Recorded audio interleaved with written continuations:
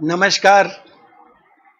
मैं हूं रंजन कुमार और आप देख रहे हैं literary characters of Ranjan Kumar. और इसमें चल रहा है अतश्री नवल नारायण कथा, मेरे उपन्यास बड़ा बाबू की कहानी।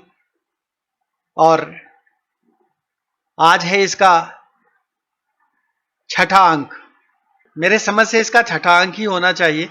मैं फिर भी एक बार कंफर्म कर लेता हूं, नहीं तो गड़बड़ ना हो जाए।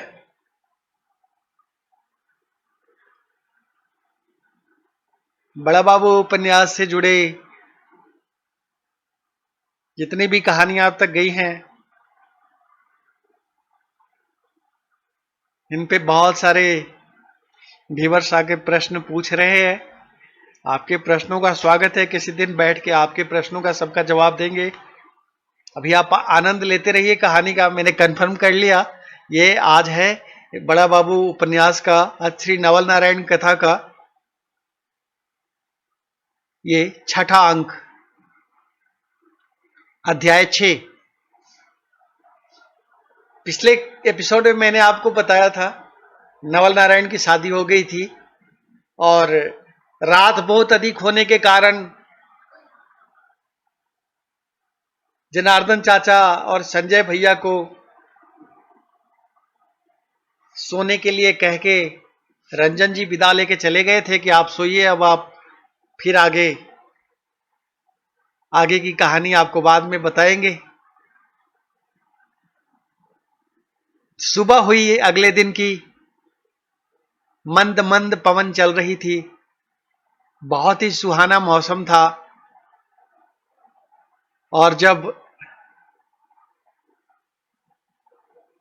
छत पर सुबह रंजन कुमार जी उठ के घूमने पहुंचते हैं तो देख रहे हैं कि संजय भैया और जनार्दन चाचा भी वहीं घूम रहे हैं।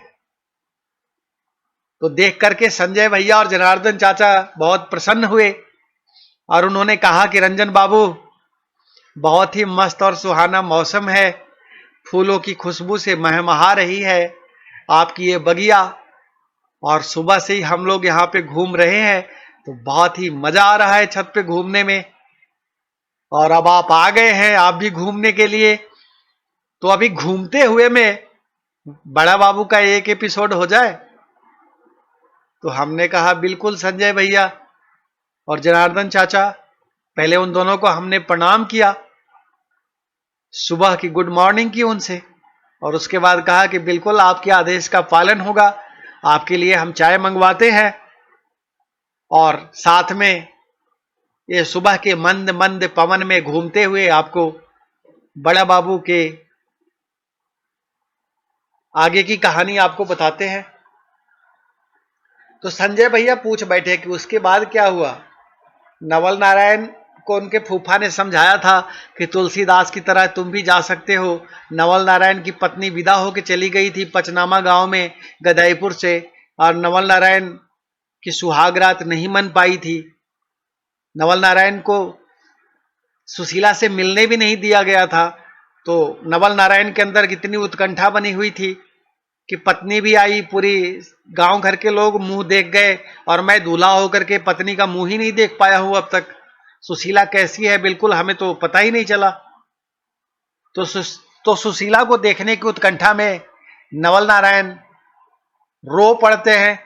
जब हंस जी और कंस जी लेकर के चले जाते हैं सुशीला को, चौठारी के बाद, विवाह के चौथे दिन चौठारी की पूजा होती है, और चौठारी पूजा के बाद ही मिलने देने का मन बनाया हुआ था नवल नारायण की माता जी ने, क्योंकि उनके हिसाब से वैसा ही कुछ उनके यहाँ परंपरा थी। और उसके पहले हंस जी और कंस जी सुशीला को लेके पचनामा चले जाते हैं विदाई करा के, और कुमार दत्त पाठक जी विदा भी कर देते हैं, दत्त बाबू विदा भी कर देते हैं। तो जब दत्त बाबू विदा कर देते हैं तो नवल नारायण रो पड़ते हैं। अब जब नवल नारायण रो पड़ते हैं तो उनके फूफा जी समझाते हैं कि कोई बात नहीं, हम गया चलेंगे तो रास्ते में ही तुमको हम उतार देंगे मखदूमपुर स्टेशन पर, और रास्ते में पड़ेगा हमारे साथ चलना तुम, और वहां से पचनामा चले जाना। और ये कोई बहुत नया काम भी तुम नहीं करोगे, वर्षों पहले तुलसीदास ऐसा ही कर चुके हैं। तो नवल नारायण अपने उन फूफा जी की बातों में आके, जिन फूफा जी के साथ वो खलासीगिरी करते थे कुछ समय पहले, तो नवल नारायण तैयार हो गए। ये तो बहुत अच्छी बात कहे फूफा जी आपने, अब आप ही के साथ चलूंगा। अब 2 दिन हुए, फूफा जी रुके, और 2 दिन के बाद फूफा जी जाने लगे, तो फूफा जी के साथ साथ नवल नारायण भी चल दिए। मखदुमपुर स्टेशन पर नवल नारायण को फूफा जी उतार दिए और बोले पचनामा गांव का रास्ता तो तुम्हें पता ही है, स्टेशन से बस चले जाना उतर करके। और मखदुमपुर स्टेशन से 5 किलोमीटर दूर पचनामा गांव पड़ेगा। अब पचनामा गांव पहुंच जाना, फिर वहां हंस जी के घर पहुंच जाना किसी से पूछ करके। अब बीच में नदी में, ऐसे तो नदी अभी सूखल है, लेकिन अगर थोड़ा बहुत पानी वानी हुआ, बरसाती नदी पे को बहती है, पचनामा गांव से पहले वो नदी है, वो नदी का नाम दरधा है। तो दरधा नदी पार करके पचनामा तक पहुंचना पड़ता है। तो फूफा जी ने नवल नारायण को थोड़ा सावधानियां भी बता दी कि अगर मान लो नदी में थोड़ा बहुत पानी वानी हो गया होगा तो देख के पार करना। अब कहीं जो है तुम भी तुलसीदास की तरह ऐसे ही मत बरसाती नदी को पार करने लगना। तुलसीदास जी ने तो सांप को पकड़ के पार हो गए थे, ये कहानियों में आता है। तो फूफा जी ने भी मजाक कर लिया, बोले नवल तुम देख करके पार करना, दिन का समय है। अब कहीं सुशीला के चक्कर में तुम ऐसे सांप वाप पकड़ के पार करने लगे तो डूब डाब जाओगे, मरमरा जाओगे फालतू, क्योंकि तुम तुलसीदास नहीं हो, तुलसीदास जो इसकी नकल कर रहे हो। तो नवल नारायण मुस्कुराते हुए चल पड़े। अब पहली बार नवल नारायण ससुराल जा रहे हैं अपने विवाह के बाद। उस वक्त परंपरा में थी कि जब तक दोंगा ना हो, दोंगा को सेकंड मैरिज कहते हैं, तो जब तक सेकंड मैरिज ना हो तब तक ससुराल जाने की प्रथा थी नहीं। अगर किसी के यहां दामाद आ जाए तो उस घर की बड़ी बेइज्जती होती थी कि इसका दामाद जो है दोंगा से पहले ही आ गया, सेकंड मैरिज से। लेकिन नवल नारायण तो ठान चुके थे कि हमें सुशीला से मिलना है, हर हाल में मिलना है। तो अब नवल नारायण चल पड़े हैं और अंदर अंदर उनके उमंगे चल रही हैं। और अंदर अंदर नवल नारायण रसिक किस्म का आदमी रहे हैं शुरू से। आपको तो चरित्र नवल नारायण का पता चलिए गया है। एक नंबर के दुष्कर्मी रहे ही हैं, छिनरे रहे ही हैं। तो इसको रसिक कहिए या आप जो कुछ भी कहिए, आप जो कुछ भी समझिए। अब गाना गाते हुए जा रहे हैं, पिया मिलन को जाना, पिया मिलन को जाना, पिया मिलन को जाना। जा रहे हैं पत्नी से मिलने, लेकिन पिया मिलन जपे जा रहे हैं, गाना गाते जा रहे हैं, गुनगुनाते जा रहे हैं, मस्ती में अपने सराबोर हैं। और मस्ती में सराबोर इस तरह से हंस जी के दरवाजे तक पहुंच गए नवल नारायण। तो दरवाजे पे जाते ही हंस जी ही इनको बिठा गए। अब हंस जी ने देखा तो हंस जी के तोते उड़ गए, क्योंकि हंस जी को लगा ले ये तो नवल नारायण जो है पूरे गांव में हल्ला फैलवा देंगे कि दोंगा से पहले ही हमारे यहाँ दामाद आ गया, और बाकी 4 बहनों का ब्याह किया है वो कोई दोंगा से पहले नहीं आया था। ये नवल नारायण तो दोंगा से पहले ही, अभी 2 दिन पहले तो हम सुशीला को लेके आए हैं, और 2 दिन पीछे ही ससुराल आके खड़े हो गए दरवाजे पर। लेकिन अब करते तो क्या करते। तो हंस जी ने कहा कि आइए। तो इन्होंने जाके हंस जी को प्रणाम किया और प्रणाम करके बोले फूफा जी ने हमें कहा कि यहां तो सुशीला का तो मुंह भी नहीं देख पाए। तो फूफा जी ही जिद करने लगे, कहे हम तुमको मखदुमपुर छोड़ देते हैं और वहां से तुम कचनामा चले जाना। अरे पूरा गांव देहात और गांव घर के लोग, गांव समाज के लोग सुशीला का मुंह दिखाई का रस्म कर लिया, और तुम कैसा दूल्हा हो जो मुंह दिखाइए न कर सके। अब उनको ये ताना मारने में वो विष्णु पाठक भी थे। अब विष्णु पाठक कौन है तो हम आपको पहले ही बता चुके हैं। वो सुशीला देवी के मायके में आने जाने वाले रहने वाले हैं और सुशीला देवी के प्रेमी ठहरे, पूर्व प्रेमी अब कहिए उनको। तो विष्णु पाठक इधर भी थे उधर भी थे। तो विष्णु पाठक की दोस्ती उधर नवल से भी थी और इधर सुशीला से भी थी। तो सुशीला से तो विष्णु पाठक का नाजायज प्रेम चल ही रहा था। ऐसे तो सुशीला का गांव के और भी कई लोगों से नाजायज प्रेम चल रहा था नवल नारायण से शादी से पहले। तो अब विष्णु पाठक आग लगाने में माहिर, सबसे ज्यादा ताना विष्णु पाठक ने ही नवल नारायण को मारा ब्याह में कि पूरी दुनिया देख गई तुम्हारी मेहरारू का मुंह और तुम ही वंचित रह गए नवल। तो इसी बात पे नवल को तैस आ गया और फिर नवल जो है फूफा के साथ पचनामा गांव पहुंच जाते हैं। अब हंस जी समझे कि ये तो बड़ा गड़बड़ हो गया, क्या करना चाहिए। तो हंस जी पढ़े लिखे तो थे, तैस में भी बहुत आते थे, मजाकिया किस्म के आदमी भी थे, चिड़चिड़ाते भी बहुत थे। तो हर अच्छे आदमी में कुछ दुर्गुण भी होता है, और जिसका कंस जैसा भाई हो उसके अंदर थोड़ा और दुर्गुण आ जाना स्वाभाविक है। और बहुत बचपन में उनके ऊपर बहुत सारी जिम्मेदारियां आ गई, बाप ने उनकी कोई जिम्मेदारी नहीं निभाई, और गैर जिम्मेदारी से उनके ऊपर कितने सारे चीज छोड़ दिए। हंस जी जितना उठाते चले गए उतने ही उनके ऊपर जिम्मेदारी आती चली गई। तो हंस जी के ऊपर आ गया था 6 बहनों का विवाह। तो उनको गुस्सा भी आता था कि बाप ने पैदा किया हमारे लिए और हमें इन 6 बहनों का ब्याह करना है, उसके बाद फिर भाई को भी देखना है, ये तो एक दिन मर जाएंगे, और नहीं तो जब तक जिंदा रहेंगे तब तक हारमोनिया बजाते रहेंगे बैठ के। तो हंस जी को अब अपने इज्जत की भी चिंता थी और सामाजिक सरोकारों की भी चिंता थी कि लोग क्या कहेंगे कि ये देखिए इनके घर में दामाद जो है अभी ब्याह होते ही पहुंच गया, दोंगा तो हुआ ही नहीं। तो हंस जी ने अपनी पत्नी हंसाइन जी को, अब उनको हम हंसाइन जी कहते हैं, उनका नाम बताने की क्या जरूरत है, जैसे ही हम आपको हंसाइन जी कहें तैसे ही समझ जाइएगा, लेकिन हम आपको नाम नहीं बताएंगे तो आप कहेंगे रंजन जी छुपा लिए। तो हमने संजय भैया और जनार्दन चाचा को कहा कि लीजिए आपको नमो बता देते हैं। उनका नाम मान लीजिए लालमणि जी है, हंस जी की पत्नी की, हंस जी की पत्नी है लालमणि जी, और हंसाइन जी भी कहेंगे तो हंसाइन जी और लालमणि जी एक ही स्त्री हैं। तो हुआ क्या कि हंसाइन जी को, अपनी पत्नी को हंस जी ने बुलाया और अकेले में समझाया कि ये देखो अब हमारे नए नए बहनोई जी पधार चुके हैं, अब इनका स्वागत सत्कार इतना नहीं करना कि बस ये 7 दिन 8 दिन 15 दिन यहीं जमे रहे, इनको उल्टे पांव लौटाना है कल सुबह, और सुशीला से तो भेंट बिल्कुल नहीं करने देना है, और ये व्यवस्था तुम्हें ही जमानी है।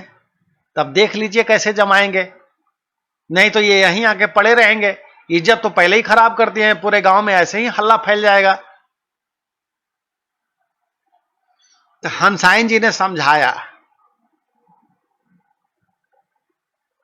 कि दोंगा कितना दिन बाद करेंगे, आपको दोंगा तुरंत ही कर देना चाहिए, 2-4 महीना में कर दीजिए। तो हंस जी ने समझाया कि नहीं समझती हो आप लालमणि देवी जी, हमारी बहन 27 साल की है और नवल नारायण 15 साल के हैं। अब गांव घर में जिसको देखना है वो तो देख ऐसा हूं लिया है, लेकिन जब अगर हम दोंगा कर देंगे और वहां जाके रचने बसने लगेगी तो ये बहुत ताना मारा जाएगा कि दुल्हन बहुत बड़ी है, दूल्हा बहुत छोटा है, ये कैसा ब्याह हो गया। तो इससे बचने के लिए जरूरी है कि 3 साल तक अभी जो है इनका दोंगा नहीं करा जाए। इन 3 साल में नवल नारायण बड़े हो जाएंगे, थोड़े कम से कम 18 प्लस के हो जाएंगे, तो सुशीला के बराबर कम से कम हाइट वाइट हो जाएगी, थोड़ा देह चढ़ जाएगा। और इसीलिए हमने दत्त बाबू के साथ ये फैसला लिया है कि दोंगा 3 साल बाद करेंगे। और ये दत्त बाबू का भी निर्णय है कि तब तक नवल अपना कुछ कमाने भी लगेंगे और नवल थोड़ा बड़े भी हो जाएंगे, उम्र में भी बड़े हो जाएंगे। तब हंसाइन जी ने एक प्रश्न कर लिया, तो आपने इतने बड़े से ब्याह ही क्यों किया। तो हंस जी ने कहा कि सुशीला का जैसा चाल चलन था ना, तुरंत ब्याह करना बहुत जरूरी था, और किसी अच्छे लड़के से अगर ऐसी बहन का ब्याह कर देते तो उसका जीवन खराब होता ना। तो जैसी हमारी बहन है, जैसे इसके लूर लक्षण है कि इसके यहां शादी से पहले ही कई पूर्व प्रेमी गांव में घूम रहे हैं, गांव के हैं, गांव के बाहर के हैं, वैसे ही लड़का हमें मिल गया उचित। नवल नारायण भी इस सब काम में पारंगत है, तो उचित लड़का मिल गया, तो इसलिए हमने उम्र का फर्क नहीं ज्यादा ढूंढा और ब्याह कर दिया। और हंस जी ने एक और भेद खोला, बोला दत्त बाबू भी क्यों ब्याह करने के लिए राजी हो गए तुम्हें नहीं पता, क्योंकि दत्त बाबू भी परेशान हो गए अपने लड़के से, बोले इसका ब्याह ना करे तो क्या करें, ये तो ऐसे ही नाक कान हमारा कटाए दे रहा है, अगर इसका ब्याह नहीं कर देंगे तो ये पता नहीं और कितने कुकर्म करेगा, ये जहां जाता है वहीं कुछ ना कुछ ऐसा करके आ जाता है। तो दोनों तरफ मजबूरी थी कि ब्याह करना ही था, और इस तरह से इनकी जोड़ी बना दी गई। तब हंसाइन जी समझ गई पति की बात से, और ये भी समझ गए कि पति हमारे चाहते क्या है। तो हंस जी एक जो है बहुत ही पतिव्रता पत्नी थी, और पति की बड़ी प्यारी पत्नी थी। तो वो समझ गई कि हमारे प्रियतम, हमारे पतिदेव चाहते क्या है हमसे। तो उन्होंने कहा कि आप बिल्कुल चिंता मत करिए, ये बाहर का जो कमरा है इसी में नवल नारायण जी की व्यवस्था वहीं बना दी है जहां अभी ये उनको बैठाए हैं, और इनको वहीं बिठाए रखेंगे, और मैया के साथ इनको हम कमरा नहीं देंगे। अब नवल नारायण तो मूड बना के गए थे हनीमून मनाने ना। अब जो नवल नारायण की सरहद हैं उन्होंने इनके साले साहब हंस जी को कह दिया कि इनको हम कमरा नहीं देने वाले, और इनको कल सुबह विदाई करने का आप व्यवस्था करिए, और बाकी रात भर इनको हम यहां पे पकाएंगे। हम इनको बहुत अच्छे से समझा देंगे कि आपको यहां क्यों नहीं आना है, और क्या क्या आपको कैसे रहना है, क्या यहाँ के तौर तरीके हैं हमारे गांव के, हमारे घर के। हम आज ये नवल जी को बहुत अच्छे से समझा देंगे, तो आप चिंता मत करिए, बिल्कुल भी टेंशन मत लीजिए। तो हंस जी निश्चिंत हो गए, उनको अपनी पत्नी के ऊपर बड़ा भरोसा था। तो जनार्दन चाचा और संजय भैया मंद मंद मुस्कुराते हुए इस कहानी को सुन रहे थे, और तब तक उनका चाय खत्म हो गया था। तो उन्होंने चाय का कप हटाते हुए कहा कि रंजन बाबू, बड़ा ही इंटरेस्टिंग कहानी है नवल नारायण की, लेकिन नवल नारायण के साथ जहां जा रहे हैं वहीं धोखा हो जा रहा है। तो हमने जनार्दन चाचा को याद दिलाया कि जनार्दन चाचा, ये कहावत आप नहीं जानते हैं, चालाक आदमी 3 जगह मखता है, जो ज्यादा चालाक होता है वो 3 जगह मखता है। तो संजय भैया कहे कि बिल्कुल ठीक रंजन बाबू, लेकिन ये कहावतवा का सब कोई मतलब समझ जाएगा कि चालाक आदमी 3 जगह मखता है। तो मैं कहा आप समझा दीजिए संजय भैया फिर से। 3 जगह मखता है तो हमको भी पता है, आपको भी पता है, और जनार्दन चाचा तो ये कहावत अक्सर ही कहते रहते हैं। तो संजय भैया एक्सप्लेन किए। अब हम अपने पाठकों के लिए इसको एक्सप्लेनेशन को रख देते हैं सामने। जो बहुत ज्यादा चालाक होता है वो 3 जगह मखता है। मखता है मतलब क्या होता है, ये जो बाहर लोग शौच कर देते हैं ना, मल त्याग कर देते हैं, और उस पर किसी का पैर पड़ जाए गलती से, तो उसको बिहार की भाषा में कहते हैं मखना। मतलब अगर किसी का पैर पड़ गया तो कहते हैं कि वो मख लिया। अब इसमें कहा जा रहा है कि चालाक आदमी 3 जगह मखता है। कैसे मखता है? जो बहुत ज्यादा चालाक होता है, जो बुड़बक आदमी होता है, उसका पैर अगर मल के ऊपर पड़ जाए तो हे राम छी छी छी छी कहते हुए वो पानी का स्रोत ढूंढता है और जाके पैर वैर धो लेता है, नहा लेता है, शुद्ध हो जाता है, उसका हो गया, वो एक ही बार मखता है। लेकिन जो ज्यादा चालाक होता है वो 3 बार मखता है। कैसे? पहले उसके पैर में लगता है, फिर उसको लगता है हाँ ये कैसे हो गया, मेरा पैर कैसे इसके ऊपर चल गया, ये मल ही है क्या? नहीं, गोबर भी हो सकता है, नहीं कीचड़ भी हो सकता है। तब वो क्या करता है, वो पैर में जो लगा हुआ है ना उसको उंगलियों में उठाता है अपने, और उसके बाद भी उसको यकीन नहीं होता ये मेरे साथ कैसे हो सकता है, अरे ये मेरे साथ हो गया। तो वो पहला जगह मखा था वो पैर में, पहला जगह उसके लगा था, दूसरी बार उसने अपनी उंगली में उठाई है, और उसके बाद भी उसे यकीन नहीं हो रहा कि मेरे साथ ऐसा कैसे हो सकता है, क्योंकि बहुत चालाक है ना। तब वो क्या करता है, अब वो नाक से सूंघता है, तो तीसरी जगह वो मखता है नाक में, उसके नाक में लग जाता है। तो ये एक्सप्लेनेशन संजय भैया ने हमें दे दिया, और हमने अपने व्यूअर्स के लिए और अपने पाठकों के लिए नियमित इसका एक्सप्लेनेशन कर दिया, क्योंकि बिहार के बाहर के लोग जो इस कहावत को सुनेंगे कि चालाक आदमी 3 जगह मखता है, तो कैसे मखता है ये पता चल जाए उनको। तो इस तरह से अब नवल नारायण ज्यादा चालाक बन रहे थे, बहुत ओवर स्मार्ट थे। अब देखिए कि उनके जीवन में क्या क्या होता है। अब वो ससुराल में आ गए हैं, और मन में उनके भी कल्पना के घोड़े दौड़ रहे हैं कि सुशीला से मिलेंगे, क्या क्या बातें होंगी, आज उनसे पहली मुलाकात होगी, फिर जाने क्या क्या बात होगी। तो कल्पना के घोड़े उड़ाए जा रहे हैं। और इधर हंस जी उनके खिलाफ साजिश रच रहे हैं हंसाइन जी के साथ मिल करके कि इनको किसी भी तरह से मिलने नहीं देना है और अगले दिन सुबह इनको रपेट देना है, वापस इनको गदाईपुर भेज देना है। तब वापस गदाईपुर भेजने का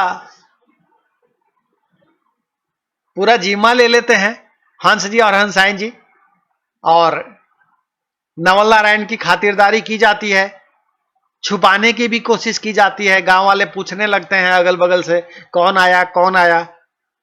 तो चतुरानंद मिश्र और गजानन मिश्र को हंस जी बुलवा भेजते हैं, कहते हैं आप दोनों मिलके इनका दिल बहलाइए, और कंस जी को बोले तुम तो यहीं बैठे रहना, तुम हिलना मत।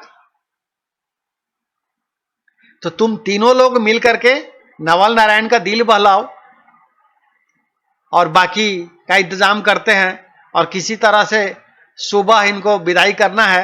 ये प्लान वो अंदर अंदर अपनी पत्नी के साथ कर रहे हैं। तो नवल नारायण को खाना पीना दिया जाता है। खाना खिलाने के लिए हंसाइन जी आती हैं सरहद सामने, और जब हंसाइन जी सामने आती हैं तो फिर उनको लगती है समझाने, दोंगा से पहले नहीं आवल जाता है मेहमान, आप कैसे आ गए। तब बेचारे नवल नारायण फिर से वो सब बात समझाते हैं कि हम कैसे आए क्यों आए। वो ये भी बताते हैं कि हमारा एक दोस्त हमको लगा चिढ़काने, कहने लगा पूरा दुनिया तुम्हारी मेहरारू का मुंह देख लिया, तुम नहीं देखा। और हमारे फूफा कहे कि एक काम करो, तुलसीदास जी गए थे, तुम भी चले जाओ। तब हंसाइन जी भी प्रोफेसर साहब की बीवी थी ना, तो कहे कि यार आपको पता नहीं है कि तुलसीदास जी के बाद उसके साथ का, तुलसीदास जी के साथ उसके बाद का हुआ था। तो नवल नारायण बोले कि सब इसने थोड़ी होगा, न हम तुलसीदास हैं न सुशीला रत्नावली हैं, अब आप हमको मुलाकात करा दीजिए सुशीला जी से। तो हंसाइन जी ने वहां पे 4-5 मसलंद मंगवाए। अब मसलंद मैं समझता हूं सभी लोग समझते होंगे, ये जो लंबे लंबे तकिए होते हैं बड़े बड़े।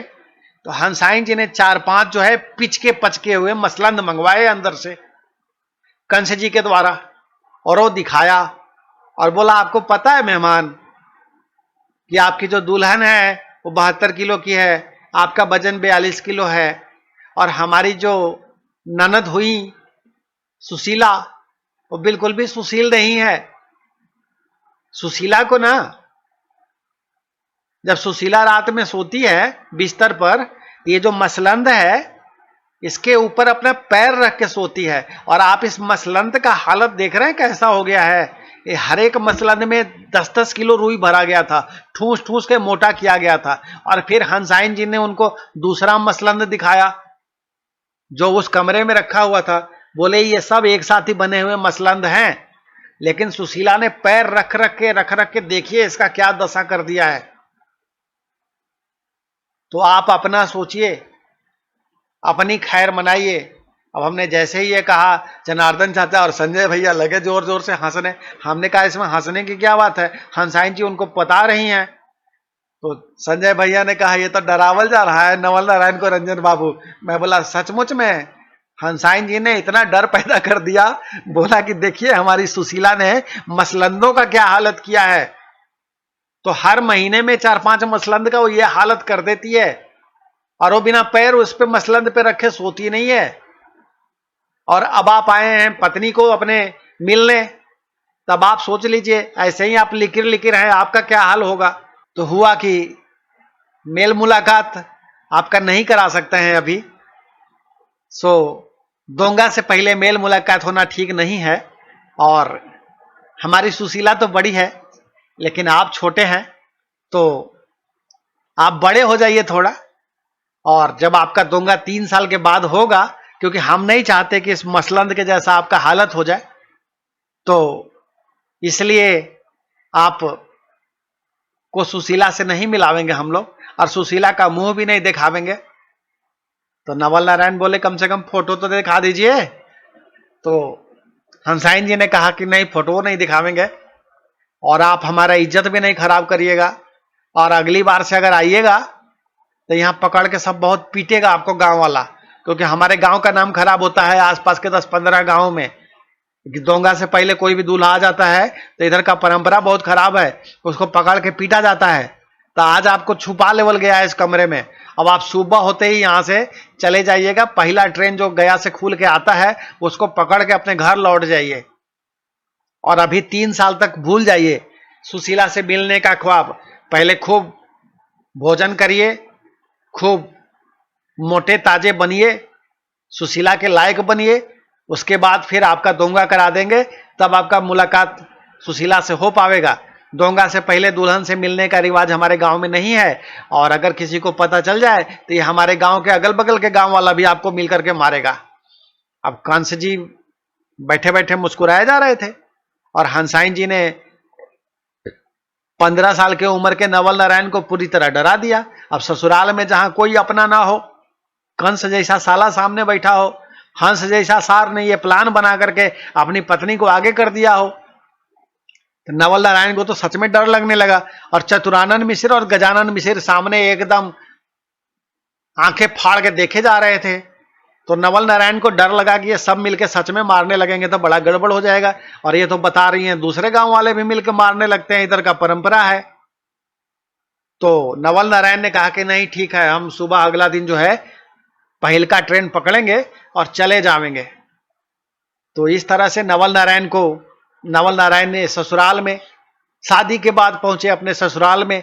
वो पहली रात गजानन मिश्र, चतुरानंद मिश्र, कंस जी और हंसाइन जी के बीच नॉर्मल यही सब बात करते हुए रात भर नवल नारायण को डराया गया कि दोंगा से पहले अगर ससुराल आए तो काका होगा। ये काका होगा जान करके नवल नारायण का दिमाग खराब हो गया। वो सोचे नहीं, सुबह उठ के पहले भागना है।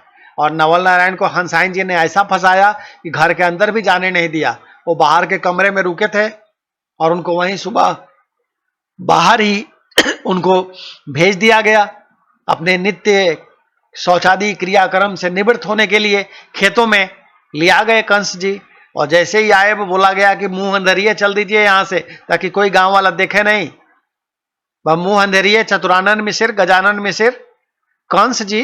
और तब तक उन्हें पहुंचल था, उन्हें वो भी विष्णु पाठक, उन्हें विष्णु पाठक भी आ गया। तो विष्णु पाठक भी हंस जी के खासम खास हो गया था ना, तो विष्णु पाठक को भी लाया गया। नवल नारायण देखे ले यही चिढ़का रहा था। अब नवल नारायण को रास्ते में लगा पूछने विष्णु पाठक, बोले का हो नवल, यहाँ आके भी कन्हैया से मुलाकात नहीं हुई दुल्हन से? पूरी दुनिया तुम्हारी दुल्हन को देख ली, लेकिन तुमको देखने का भाग नहीं है। 3 साल बाद होगा, 3 साल तक सब्र करो बाबू। अब नवल नारायण बेचारे जले भुने, करते तो क्या करते। इन लोगों ने उनको सीधे जाके मखदुमपुर स्टेशन पर विदाउट टिकट ट्रेन में ठेल दिया। नवल नारायण बोले अरे बिना टिकट के टीटी पकड़ेगा तो क्या करेंगे?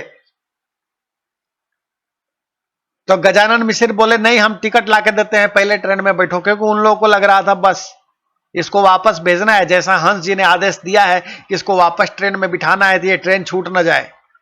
और जब तक वो लोग टिकट लाने के लिए कोई गया तब तक ट्रेन खुल गया। पर नवल नारायण जो है बिना टिकट के जहानाबाद के ट्रेन में पहला बार ससुराल गए थे। और इनके चतुरानंद मिश्र, गजानन मिश्र और कंस जी और वो विष्णु पाठक ने मिलके इनको ठेल दिया ट्रेन में और टिकट भी नहीं लेने दिया। और जब वहां से चले आए, अब जहानाबाद में उतरे तो नवल नारायण देखे कि ले यहां तो टीटी खड़ा है गेट के ऊपर, अब क्या करे। तो नवल नारायण स्टेशन की तरफ अब बाहर ना निकल के भागे पिछाड़े की ओर, जिधर टीटी नहीं था उधर खेतों में भागे उधर। और उधर से भाग के बहुत दूर से घूम के फिर जहानाबाद की सड़कों पे लौटे। फिर जो है अरवल का बस पकड़े, ताकि उनको गदाईपुर पहुंचना था वापस। तो गदाईपुर आने के लिए वो नवल नारायण लौट पड़ते हैं। अब खिसियाने बिल्ली खंभा नोचे वाला हाल है नवल नारायण का, क्योंकि मुंह उतरा हुआ है। गए थे सुशीला से मिलने, मिलन भी नहीं हुआ, मुलाकात भी नहीं हुआ, बेइज्जती और हो गई। और घसिया करके मुंह अंधेरे में निकाल भी वहां से देवल गया। तो कल जितने उम्मीद के साथ पिया मिलन को जाना गाते हुए नवल नारायण पहुंचे थे, उतना ही जो है मुंह उदास करके दर्द भरे नगमे अंदर गुनगुनाते हुए नवल नारायण वापस गदाईपुर पहुंचते हैं। तो उनका मुंह देख के दत्त बाबू समझ जाते हैं, पूछते हैं क्या हुआ नवल, तब नवल नारायण लगे रोने, फूट फूट के बोले हमारे साथ तो ऐसा हो रहा है, और ये बिष्णुआ यहाँ भी हमको चिढ़ा रहा था, और वहां भी साला पता नहीं कैसे पहुंच गया था, अब वहां भी हमको भर रास्ता चिढ़काते हुए आया है। तो दत्त बाबू बोले कोई बात नहीं, सो तुम्हारा दोंगा 3 साल बाद करा देंगे, 3 साल तक सब्र करो बेटा। और ये सच्चाई बात है, दोंगा से पहले तुमको नहीं जाना चाहिए था, तुम फूफा के बहकावे में आ गए तो तुमको ये थोड़ा बेइज्जती का सामना करना पड़ा है। अब नवल नारायण रो रहे हैं, कह रहे हैं हम बदला लेंगे, हम सुशीला को अब नहीं रखेंगे अपनी पत्नी बना के, और नहीं हम अब दोबारा पचनामा गांव जाएंगे। अब नवल नारायण को अपनी बेइज्जती का एहसास है और मुंह फुलाए हुए हैं, और दत्त बाबू उनको मनाने की कोशिश में है। तो संजय भैया कहे वाह वाह वाह, नवल नारायण के साथ धोखा हो गया रंजन बाबू। मैं बोला हाँ, जो मैं तो पहले ही आपको बताया था ना, जो ज्यादा चालाक होता है वो 3 जगह मखता है। तो नवल नारायण को ज्यादा चालाकी करने गए थे तो 3 जगह मख करके आए।